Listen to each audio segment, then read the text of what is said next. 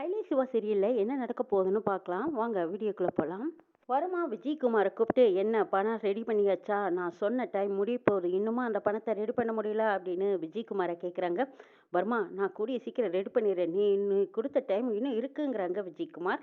நான் கொடுத்த டைம் இன்னும் கொஞ்சம் நேரத்தில் முடிய போகுது. அதே மாதிரி குழந்தைங்களோட கதையும் முடிய போகுதுங்கிறாங்க. வர்மா, அவசரப்பட்டு நீ குழந்தைங்களை எதுவும் செஞ்சிடாத. நீ கேட்ட பணத்தை நாங்கள் கூடிய சீக்கிரம் ரெடி பண்ணுறோங்கிறாங்க விஜயகுமார். விஜயகுமார் அயலிக்கு ஃபோன் பண்ணி, அயலி வர்மா கூப்பிட்டான். அவன் பேசின போது நான் வீடியோ ரெக்கார்டு எடுத்து வச்சிருக்கேன், அனுப்புகிறேன் அப்படின்னு சொல்லிட்டு அவங்க ரெக்கார்டை அனுப்புகிறாங்க. அயலி சிவா பாவையோட அந்த பாசி மணிகளை வச்சுட்டே அந்த வழியை வந்துட்டு இருக்காங்க. விஜயகுமார் ஃபோன் பண்ணி, வர்மா பேசின விஷயத்த நான் ரெக்கார்டாகவும் எடுத்து வச்சிருக்கேன், கேளுங்க அயலி அப்படின்னு சொல்லிட்டு விஜயகுமார் அவங்க ரெக்கார்டை அனுப்புகிறாங்க. அதை சிவாவும் போட்டு பார்க்குறாங்க. சிவா அயலி 2 பேரும் அதை உன்னிப்பாக கவனித்து பார்த்துட்டு, அப்போது வர்மாவோட நோக்கமே வேற. அவனோட பிளான் ஏதோ மாறிடுச்சு. அதனால தான் பணம் தேவைன்னு சொல்லி இப்படி ஒரு அர்ஜென்ட் படுத்திட்டு இருக்கான். நிச்சயமா அவனுக்கு பணம் கிடையாது. வர்மாவை பிடிச்சாகணும். வர்மா பிடியில் சிக்கிற குழந்தைகளையும் சீக்கிரமாக கண்டுபிடிச்சாகணும் அப்படின்னு சொல்லிட்டு நம்ம அயலியும் சிவாவும் ஒரு இடத்துல போய் நின்று யோசிச்சிட்டே இருக்காங்க. இவன் இந்த வழியாக தான் போயிருப்பானா? இந்த வழியாக கடல் மரமாக தப்பிச்சு போகிறதுக்கு தான் வாய்ப்பு இருக்குது அப்படின்னு அயலியும் சிவாவும் ஒரு இடத்துல நின்று காத்துட்ருக்காங்க. அப்போ விஜயகுமார் ஃபோன் பண்ணி, வர்மா என்கிட்ட ஃபோனில் பேசினா அப்படின்னு சொல்லி அந்த ரெக்கார்டை அனுப்புனாங்க. அதை உன்னிப்பாக கேட்குறாங்க அயலியும் சிவாவும். வர்மா போகிற வழியில் அவனுக்கு ஏதோ ஒரு சொதப்பல் ஆயிடுச்சு. அதனால தான் பிளானை மாற்றிருக்கான். அது மட்டும் இல்லை, அதுவும் அவனுக்கு இவ்வளோ அர்ஜென்ட்டாக பணம் கொடுக்க வேண்டிய அவசியமே இல்லை. ஏதோ ஒரு இடத்துக்கு வர சொன்னானே, அதுவும் 20 வருஷத்துக்கு முன்னாடி லாக்கான இடத்துக்கு வர சொல்லியிருக்கான். அயலியே தான் அந்த பணத்தை கொண்டு வரணும்னு சொல்லியிருக்கான்னு விஜயகுமார் சொல்கிறாங்க. இது கேட்டு அயலி, அப்படியா பேசுனா அப்படின்னு பேசிகிட்டு இருந்தது எல்லாம் உன்னிப்பாக கேட்டுட்டு, ஆமாம் வர்மா பேசிகிட்டு இருக்கும்போது ஏதோ ஒரு சத்தம் கேட்குது. அது ஃப்ளைட்டோட சத்தம். அநேகமாக அது எத்தனை அடி தூரத்தில் பறந்துருக்கும், அது எத்தனை அடி தூரத்தில் இறங்குறதுக்கான வாய்ப்பு இருக்குது, அது எந்த இடங்கிறத நம்ம ஏர்போர்ட் கண்ட்ரோலில் நம்ம தெரிஞ்சே ஆகணுங்கிறாங்க அயலி. இதை கேட்ட விஜயகுமார் அதுக்கான ஆர்டர் கொடுக்குறாங்க. உடனே அயலியும் சிவாவும் ஏர்போர்ட் கண்ட்ரோல் ரூம் கூப்பிட்டு, இந்த நிமிஷத்தில் இந்த ஃப்ளைட் ஒன்று வந்திருக்கு, அது எந்த வழியாக போகிறது அப்படிங்கிறத கேட்டு தெரிஞ்சுக்கணும்னு கேட்குறாங்க.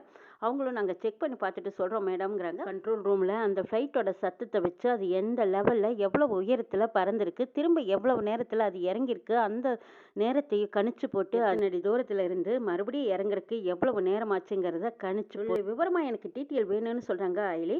மேடம் கொஞ்சம் நேரம் வெயிட் பண்ணுங்க, நான் பார்த்துட்டு சொல்கிறேன்னு சொல்லி அந்த கண்ட்ரோல் ரூம் ஆஃபீஸர் சொல்கிறாங்க. இதை கேட்ட அயலி, சரி நாங்கள் வெயிட் பண்ணுறோம், சீக்கிரமாக சொல்லுங்கன்னு சொல்லிட்டு கட் பண்ணுறாங்க. அடுத்தது விஜயகுமாருக்கு தெரிஞ்ச தகவலை அப்பப்போ நம்ம அயலிக்கும் சிவாவுக்கும் கூப்பிட்டு சொல்லிக்கிட்டே இருக்காங்க. அப்போ சிவா சொல்கிறாங்க, நான் ஒரு டீமை ஏற்பாடு பண்ணியிருக்கேன் சார். அவன் வர்மா சொன்ன இடத்துல நம்ம ஒரு டீம் ஏற்பாடு பண்ணியிருக்கேன், அங்கே ரேஸ்மாவும் இருக்காங்கிறாங்க. அதுவும் நல்லதுதான். அந்த மினி வேன் மட்டும் தனியாக போச்சு இல்லையா, அந்த வேன்லேயும் குழந்தைங்க இருக்காங்க. அதை மட்டும் ஏன் தனியாக அனுப்பியிருக்காங்கிறது தெரியல. அந்த வேன் எங்கே இருக்குங்கிறத நம்ம தெரிஞ்சுக்கிட்டோன்னா ஏதோ பாதி குழந்தைங்கள காப்பாற்றலாம், மீதி குழந்தைங்கள மறுபடியும் பார்த்துக்கலாம் அப்படிங்கிறாங்க விஜயகுமார். அந்த வேன் எந்த வழியாக போயிருக்கு, அது எங்கே நிற்கிதுங்கிறத நான் சிசிடிவி கேமரா மூலமாக செக் பண்ண சொல்லியிருக்கேன். கண்ட்ரோல் ரூம்லேருந்து இப்போ கூப்பிடுவாங்க, அதனோட டீட்டெயில் தெரிஞ்சிடுங்கிறாங்க நம்ம சிவா.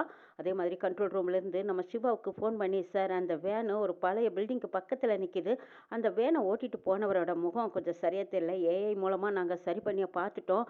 அவன் பேர் ரவி, நிறைய கேஸில் மாட்டியிருக்கான். அவன் பேரில் நிறைய கேஸ் பதிவாயிருக்கு சார்.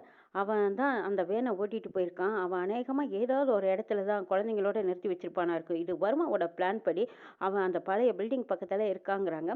இது கேட்ட விஜயகுமார், உடனே அவனை போய் அரெஸ்ட் பண்ணுங்க அப்படின்னு சொல்லிடுறாங்க. அதுக்கப்புறம் ரேஸ்மாவோட குரூப்பில் இருக்கிற அவங்க டீம் அங்கேருந்து பறந்தடிச்சிட்டு போகிறாங்க. அங்கே பார்த்தா அந்த ரவி உடனே வர்மாவுக்கு ஃபோன் பண்ணி, சார் குழந்தைங்களோட நான் இங்கே இருக்கேன், என்ன செய்யட்டும் அப்படின்னு கேட்குறாங்க. நான் உன்னோட பிளானை எதையுமே மாற்றலை. நான் சொன்னபடி நீ அந்த குழந்தைங்கள உன் கண்ட்ரோலில் அந்த பழைய பில்டிங்லேயே வச்சிரு. உன்னை யாரும் கண்டுபிடிக்க முடியாத அளவுக்கு நீ பார்த்துக்கோ அப்படின்னு வர்மா சொன்னதும் அந்த ரவி, சரி சார், நாங்கள் இந்த பழைய பில்டிங்லேயே இருக்கட்டுமா, நீங்கள் பிளான் மாற்றிட்டு தான் சொன்னாங்களே அப்படின்னு சொல்லவும், அதெல்லாம் எதுவும் கிடையாது, உன்னோட பிளானில் எந்த மாற்றமும் கிடையாது, நீயாவே இரு அப்படின்னு சொல்லிடுறாங்க. அடுத்தது ரவி அந்த குழந்தைங்களையெல்லாம் பில்டிங்கில் கூட்டிகிட்டு போய், இங்கே பாருங்கள் யாரும் எந்த சத்தம் போடக்கூடாது அப்படின்னு சொல்லிட்டு டைம் பாம் ஒன்று வச்சு அந்த குழந்தைங்கள மிரட்டி அந்த பாமையும் பக்கத்தில் வச்சிடுறாங்க. குழந்தைங்க எனக்கு தண்ணி வேணும், தண்ணி துவைக்கிறது கொடுக்க முடியுமா அப்படின்னு எல்லாம் கேட்கும்போது எதுவும் கிடையாதுன்னு சொல்லி ரொம்ப கொடூரமாக வச்சுருக்காங்க. இருக்கான். இந்த பக்கம் அந்த ரவிங்கிறவன் வர்மா சொன்ன மாதிரி எப்படியோ குழந்தைங்கள ஒரு இடத்துல அடைச்சாச்சு, இன்னும் கொஞ்சம் நேரத்தில் குழந்தைங்க கதையும் முடிச்சிடலாம் அப்படின்னு சொல்லிட்டு அவர் நல்லா தனியை போட்டு அதே பில்டிங்கில் கிடக்குறாரு. இந்த பக்கம் ரேஷ்மாவோட டீம் அங்கே தேடிக்கிட்டு வராங்க. பழைய பில்டிங்கில் தானே இருக்குன்னு சொன்னாங்க அப்படின்னு பழைய பில்டிங்கை சுற்றி போலீஸ் வந்துட்டு இருக்காங்க. அந்த ரவியை பிடிச்சு அடிச்சு நொறுக்குனா குழந்தைங்களையும் காப்பாற்றலாம், வர்மாவோட பிளான் என்னங்கிறதையும் தெரிஞ்சுக்கலாம் அப்படின்ட்டு இப்போ நம்ம ஆயிலி இந்த ரவியை தான் பாயிண்டாக வச்சுருக்காங்க. சிவா ஐலி 2 பேரும் ஒரு இடத்துல நின்னுட்டு அநேகமா வர்மா இந்த பக்கம் வர்றதுக்கு சான்ஸ் கிடையாது. ரைட் போன தூரத்துல அந்த இடத்துல இருந்து தான் அவன் பேசியிருக்கான். அப்ப அவன் அங்கிருந்து தப்பிக்கிறதுக்கு எந்த வழி பக்கம் அப்படிங்கிறத நல்லா நோட் பண்ணி கண்டுபிடிச்சிடுறாங்க. அப்போ அவன் வெள்ளிமலை வழியா போறதுக்கு தான் நிறைய சான்ஸ் இருக்கு. கடல் வழியா தப்பிக்கிறதுக்கு தானே அவனோட பிளான். இந்த வழியா வந்திருந்தா இந்நேரம் இந்த பக்கம் எங்கேயாவது நம்ம கண்ணுல மாட்டியிருக்கணும். அவன் வெள்ளிமலை வழியா போய் அங்க ஏதோ பிளான் சொதப்பலானதுனால அவன் அந்த வழியா நடந்தே கூட போறதுக்கு சான்ஸ் இருக்கு அப்படின்னு ஐலியும் சிவாவும் திட்டம் போட்டுட்டு இருக்காங்க. அங்கே வர்மா அவங்களோட காரை அப்படி இப்படி ரெடி பண்ணி பார்த்துட்டு அதுக்கப்புறம் மறுபடியும் ஏதோ ஒரு வழியில் ரெடி பண்ணிட்டாங்க. பண்ணிவிட்டு ஸ்டார்ட் பண்ணி பார்க்குறாங்க. ஆஹா சூப்பர், 1 மணி நேரம் போகிறது இப்போ 10 நிமிஷத்தில் போயிடலாம் அப்படின்ட்டு வர்மா வண்டி எடுத்துட்டாங்க. இங்கே ஐலி சிவா 2 பேரும் அந்த தூரத்துக்கும் நாம இருக்கிற தூரத்துக்கும் நம்ம எவ்வளவு நேரத்தில் போய் சேர முடியும் அப்படின்னு நல்லா செக் பண்ணி பார்க்குறாங்க. பார்த்ததுல நம்ம 30 நிமிஷத்தில் போயிடலாம் ஐலி அப்படிங்கிறாங்க. சிவா 30 நிமிஷத்தில் போகலாம், ஆனால் அவன் போகிறதுக்கு 40 நிமிஷம் ஆகும். நம்ம அதுக்குள்ளே அவனை போய் பிடிச்சிட முடியுமா? இப்போ அவன் பேசுனதுக்கும் இப்போ இருக்கிற நேரத்துக்கும் நம்ம அது செட் ஆகுமாங்கிறாங்க. சரி முடிஞ்ச வரைக்கும் முயற்சி பண்ணி பார்க்கலாம், கிளம்பு கிளம்பு அப்படின்னு சொல்லிட்டு ஐலியும் சிவாவும் வண்டி எடுத்துட்டு ரொம்ப தூரத்துக்கு போகணுமே சரின்ட்டு வெகு வேகமாக நம்ம ஸ்பீடாக போனால் மட்டும்தான் நம்ம வர்மாவை பிடிக்க முடியும். இல்லைன்னா வர்மா 1 நிமிஷம் லேட் ஆனாலும் அவன் படகுல தப்பிக்கிறதுக்கு வாய்ப்பு இருக்குங்கிறாங்க சிவா. விடக்கூடாது, இந்த தடவை வர்மா யாருங்கிறது கண்டுபிடிச்சாச்சு, இனி அவனை நம்ம சும்மா விடக்கூடாது அப்படின்ட்டு ஐலியும் சிவாவும் அப்போவே வண்டியில் பறக்குறாங்க. இங்கே பார்த்தா ரேஷ்மாவோட டீம் இந்த குழந்தைங்களை காப்பாத்துறதுக்காக இந்த பழைய பில்டிங் வந்துட்டாங்க. விஜயகுமார் அங்கங்கே ஃபோன் பண்ணிகிட்டே இருக்காங்க. என்ன ஐலி கொஞ்சம் சீக்கிரமாக போங்க, இவங்களையெல்லாம் எப்படியும் காப்பாற்றிடலாம். ஆனால் அந்த வர்மாவை தப்பிக்க விட்டுட்டோன்னா அடுத்தது நம்மளுக்கு ப்ரெஷர் கொடுத்துக்கிட்டே தான் இருப்பான். அவனால் நம்மளுக்கு நிறைய இடைஞ்சல் தொந்தரவு தான். இவனை மட்டும் பிடிச்சிடணும். ஒன்று வர்மாவை பிடிக்கணும், இல்லையா குழந்தைங்கள பூரா பேர்த்தையும் காப்பாற்றணும் அப்படின்னு சொல்லிட்டு நம்ம விஜயகுமார் ஐலிக்கு ஆர்டர் போடுறாங்க. சார் நாங்கள் பார்த்து கூட்டிகிட்டு வந்துடுறோம் அப்படிங்கிறாங்க. அங்கே போய் பார்க்கும்போது வர்மா எப்படியோ ஒரு வழியாக தப்பிச்சிட்டான். தப்பிச்சதுக்கப்புறம் பார்த்தா இப்போ நம்மளால ஒன்றும் பண்ண முடியலையே, அவன் இந்த வழியாக போனாங்கிறதே தெரியலையே அப்படிங்கிறாங்க. ஆனால் இதே வழியில் தான் போயிருக்கான். தண்ணியில் கடலில் கப்பலில் போனதுனால அவன் போன ரூட்டை கண்டுபிடிக்க முடியலையா இல்லையே அப்படின்னு சொல்லிடுறாங்க. சரி நம்ம முதல்ல குழந்தைகளையாவது காப்பாற்றலாம் வாங்க அப்படின்னு சொல்லி ஐலியும் சிவாவும் திரும்ப பாவை போய்கிட்டு இருக்கிற அந்த ரூட்டில் கண்டுபிடிச்சிட்டு அந்த வேனில் தான் பாவையும் இன்னும் குட்டீஸுங்க நிறைய இருக்காங்க, அவங்களையும் கண்டுபிடிச்சிடுறாங்க. அதுக்கப்புறம் பாவை ஐலியை பார்த்ததும் அவன் சந்தோஷமாக ஓடி வரா. கடத்திக்கிட்டு போன ஆள்களையும் அரெஸ்ட் பண்ணி அடி அடின்னு அடிச்சு தும்சம் பண்ணி ஒவ்வொன்றா விசாரிக்கிறாங்க. விசாரிக்கும் போது வர்மாவை பற்றின விஷயம் எங்களுக்கு எதுவுமே தெரியாதுன்னு சாதிச்சிட்டாங்க. இதுக்கப்புறம் அடியாளுங்க கிட்ட கேட்டு எந்த பிரயோஜனம் இல்லை. தெரிஞ்ச தகவல் படி வர்மா எங்கேயோ தப்பிச்சிட்டான். திரும்பவும் நம்ம இனிமேல் ஜாக்கிரதையாக இருக்கணும் அப்படின்ட்டு வர்மாவுக்காக காத்திருக்காங்க. இங்கே பார்த்தா குழந்தைங்கள ஒரு வழியாக காப்பாற்றி கூட்டிகிட்டு போய் அவங்கவுங்க பெற்றோர்கள்கிட்ட விட்டுட்டாங்க. ஐலியும் சிவாவும் பாவையை ஒரு வழியாக காப்பாற்றிட்டு திரும்ப வீட்டுக்கு கூட்டிகிட்டு வராங்க. இந்திராணி ஐலியும் சிவாவையும் பார்த்துட்டு, ஐலி சிவா பாவை எங்கே இருந்தா இவ்வளோ பெரிய கொடூரமான கையில் சிக்கிறத நீங்கள் எப்படி இவ்வளோ ஈஸியாக காப்பாற்றி கூட்டிகிட்டு வந்தீங்கன்னு இந்திராணி கேட்குற கேள்விக்கு ஐலியும் சிவாவும் ஏதோ சொல்லி மழுப்பி அப்படியே பதில் சொல்லி சமாளிச்சுக்கிட்டு இருக்காங்க. ஆனால் இங்கே கபிலன் இவங்க 2 பேரும் எப்படி பாவையை காப்பாற்றி கூட்டிகிட்டு வந்திருக்க முடியும்? வர்மாவோட பிளான் தான் என்ன? வர்மாவை இவங்க 2 பேரும் எப்படி நெருங்கியிருப்பாங்க? அப்போ இவங்க 2 பேர்த்துல யார் போலீஸு? வர்மா சந்தேகப்படுறது சரியாக தான் இருக்குது.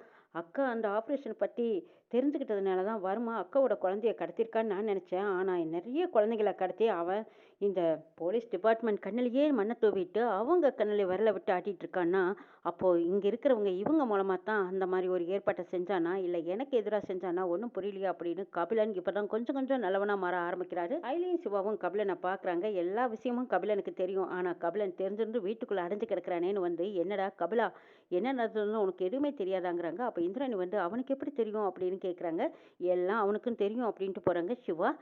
அப்போது இந்திராணி கபிலன் மேலே சந்தேகப்படுறாங்க. டே கபிலா உங்ககிட்ட தானே நான் எல்லா ரகசியத்தையும் சொன்னேன், ஒருவேளை உன் மூலமாக வெளியில் லீக் ஆயிடுச்சா அப்படின்னு கேட்கும்போது அப்போ கபிலன் அக்கா என்ன தப்பாக எடுத்துக்காதீங்க அப்படின்னு சொல்லி கையெடுத்து கும்பிட்றாரு. இந்த பக்கம் பார்த்தா பாவை கிட்ட வந்து இந்திராணி விசாரிக்கிறாங்க. நீ எப்படி தப்பிச்சு வந்த, உன்னை எங்கெல்லாம் கூட்டிகிட்டு போனாங்க, யார் கடத்திட்டு போனாங்க, இது ஏதாவது உனக்கு தெரியுமா அப்படிங்கும்போது அதுக்கு எதுவுமே பதில் சொல்லாத பாவை ஐலியை மட்டும் கை காட்டுறாங்க. அப்போ ஐலியை கை காட்டும் போது இந்திராணிக்கு சந்தேகம் வருது. அப்போ ஐலி என்ன அதிகாரியா? பாவையை கடத்திட்டு போன இடத்துல ஐலி தான் போய் காப்பாத்திருக்கா அப்படின்னா ஐலி அதிகாரியான்னு இந்திராணியே நேருக்கு நேராக போய் ஐலி கிட்ட ஐலி நீ உண்மையை சொல்லு, நீ போலீஸ் அதிகாரியா அப்படின்னு கேட்கும்போது பதில் பேசாம சிவாவை பார்க்குறாங்க. சிவா ஐலியை பார்க்குறாங்க. 2 பேரும் சமாளிக்கிறதுக்காக இந்திராணி கிட்ட ஏதோ ஒன்று சொல்ல வராங்க. அப்போ செலியன் வந்ததும் ஐலி, சிவா உங்கள் 2 பேர்த்துக்கிட்டையும் நான் கொஞ்சம் தனியாக பேசணும், சீக்கிரம் வர முடியுமா அப்படின்னு கூப்பிடுறாங்க.